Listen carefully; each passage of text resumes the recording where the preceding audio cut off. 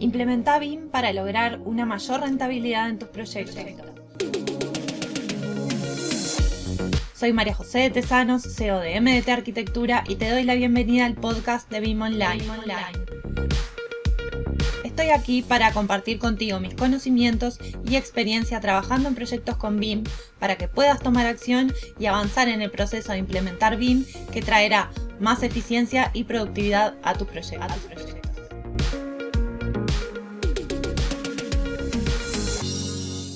Recibimos esta consulta donde nos preguntan sobre las formaciones BIM que hay disponibles en el mercado y esta persona, este profesional, arquitecto, había hecho un curso, pero nos comentaba que no le había dado resultados, un curso específicamente en Revit, que no le había dado los resultados que esperaba.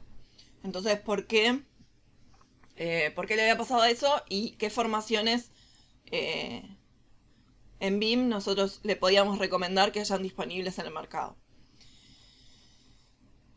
Ustedes saben que desde la web de BIM Online, donde te dejo el enlace en la descripción del episodio, nos pueden dejar su consulta y nosotros la vamos a estar procesando y la voy a estar contestando en un episodio entonces del podcast. En definitiva, el objetivo de este podcast es justamente ese, que sean episodios de mini consultoría en base a las consultas que nos llegan por parte de ustedes. Intento poder contestarlas entonces en 10-15 minutos.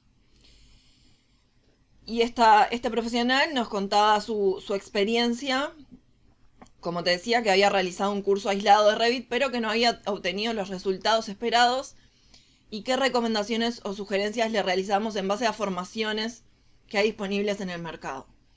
Y voy a hablar de 3 categorías de formaciones, pero antes lo que quiero decir es que siempre depende de para qué. Siempre repito lo mismo.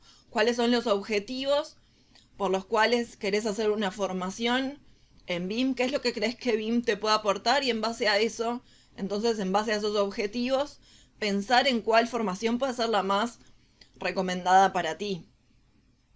¿Qué me puede aportar BIM a mis proyectos, a mi estudio o a mi empresa? ¿Y qué usos voy a obtener de BIM? Estas son 2 preguntas claves que hay que hacerse antes de comenzar, ya sea una formación o una implementación. Y lo segundo que quiero aclarar es que no es lo mismo hacer una formación en BIM que hacer una formación en una herramienta específica, sea Revit o sea cualquier otra, la que sea. Si hay dudas sobre qué es Revit y qué es BIM, pueden escuchar el episodio 9 del podcast, en el que hablo enteramente sobre las diferencias entre estos 2 conceptos. Sin duda que muchos de ustedes que puedan estar escuchando ya tienen claro que no es lo mismo y puede ser algo obvio, pero nosotros realizamos una encuesta por nuestras redes sociales hace unas semanas y nos llamó la atención todavía la cantidad de profesionales que entienden que BIM es una tecnología o es una herramienta determinada y en definitiva no saben que BIM es una metodología y que es mucho más que solamente una herramienta o un software. Entonces, si tienen dudas sobre esto, pueden consultar entonces el episodio número 9. Por otro lado, cuando yo pienso en un curso de Revit, debería ser sobre el uso específico de esa herramienta, mientras que un curso o formación en BIM ya debería hacer otra cosa, enseñando lo que es la metodología. No solamente qué es BIM, sino cómo se aplica y algo de concepto práctico, ¿no? Y aquí reitero un poco lo que decía en el episodio anterior, donde hablaba sobre un programa de implementación BIM, por qué realizar un programa de implementación BIM. Y está en saber qué es BIM, pero también en cómo aplicarlo. No sirve de nada quedarse solo con la teoría si no lo podemos poner en práctica y si no lo podemos aplicar. Y cuando estamos hablando de poner en práctica una metodología que habla de procesos, de desarrollos de un proyecto, de reconfigurar los procesos que venís desarrollando en cuanto al diseño y al pienso de tus proyectos, es que refuerzo entonces este concepto de que estas formaciones en BIM deberían ser más que nada prácticas. Sí es necesario conocer qué es BIM de forma teórica, pero de nada sirve si no se aplica y si no se pone en práctica. Claro que realizar un curso teórico de qué es BIM para comenzar puede ser un paso inicial, puede ser un buen comienzo, pero no quedarse solo con eso y, como decía, ponerlo en práctica. Ponerlo en práctica. Y yo desde lo personal recomiendo formaciones que te ofrezcan poner en práctica la metodología, desarrollar ejercicios y desarrollar proyectos. Entonces ahora sí voy a las 3 categorías de las que me refería en cuanto a las formaciones, ¿no? Una sería las formaciones o cursos en BIM, que deberían ser sobre la metodología, ya teóricos o prácticos, como bien decía. La categoría número 2 sería cursos aislados sobre herramientas, sea Revit, ArchiCAD u otra, dependiendo siempre de para qué vayas a utilizarla y para qué tipo de proyecto. Dependiendo si sos empresa constructora o estudio de arquitectura, que no es lo mismo una herramienta como Revit, que es generadora de información, que una herramienta de planificación en BIM como Syncro, o una herramienta de coordinación avanzada como lo es Navisworks, o una herramienta de análisis de modelos. Por eso insisto tanto en que depende de los objetivos y para qué. Y una vez que sepas para qué, recién ahí pensar en qué formación me conviene.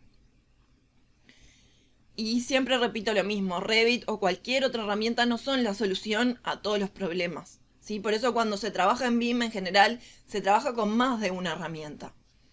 Porque depende el uso y depende el para qué y en qué instancia o fase del proyecto te encuentres.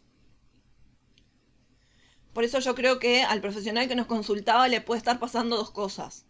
Que no obtuviera los resultados porque Revit no era la herramienta más indicada para él o para ella como profesional. Quizás necesitaba otra. O que el curso que hizo no tenía el nivel de conocimiento suficiente o aprendió a utilizar solamente las herramientas del software de forma aislada, pero no aprendió la metodología de modelado para obtener resultados eficientes. Y esto es fundamental. Tener estrategias de modelado para el ingreso de la información, para poder obtener entonces y extraer la información de forma correcta.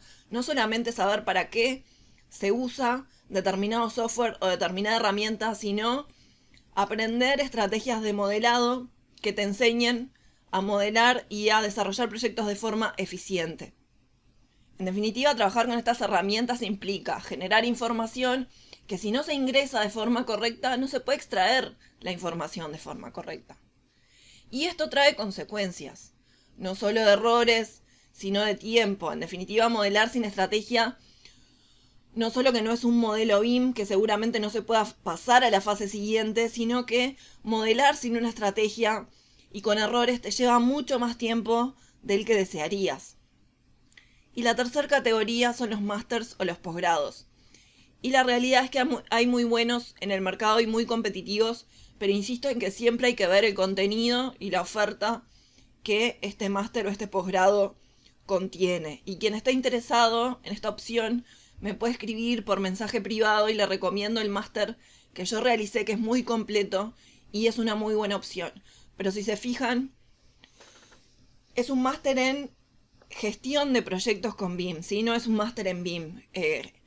Gestiona los proyectos, es decir, cómo nosotros desarrollamos el proyecto con determinada estrategia enfocada en BIM. Y la metodología de aplicación, y esto es fundamental.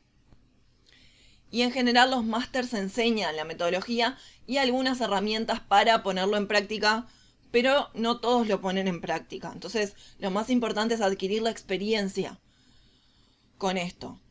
Y lo más importante, con BIM uno está en constante experimentación. Claro que las cosas que funcionan, si uno las mantiene, se pueden ir mejorando los procesos en cada proyecto. Pero hay tanto avance, tanto nuevo por aprender. Yo en lo personal estoy en constante aprendizaje de las cosas nuevas que van saliendo. Y la realidad es que ni siquiera da el tiempo para todo, pero justamente esto es lo que tiene de desafiante y de fascinante. Siempre tener la oportunidad de aprender cosas nuevas. Así que seguramente cuando estés escuchando este podcast en un tiempo, este episodio, te encuentres con que ya hay avances y hay herramientas nuevas y hay formaciones nuevas. Porque, como te decía, está en constante evolución. Y lo importante justamente para mantenerse competitivo es eso, saber lo que hay en el mercado, lo que hay disponible y no quedarse atrás. Siempre estar ofreciendo entonces como profesional los mejores servicios para nuestros clientes. Y hasta aquí el episodio de hoy. No te olvides de suscribirte para recibir más contenido de BIM. Te espero en el próximo episodio con más proyectos, más experiencias compartidas y mucho más BIM Online.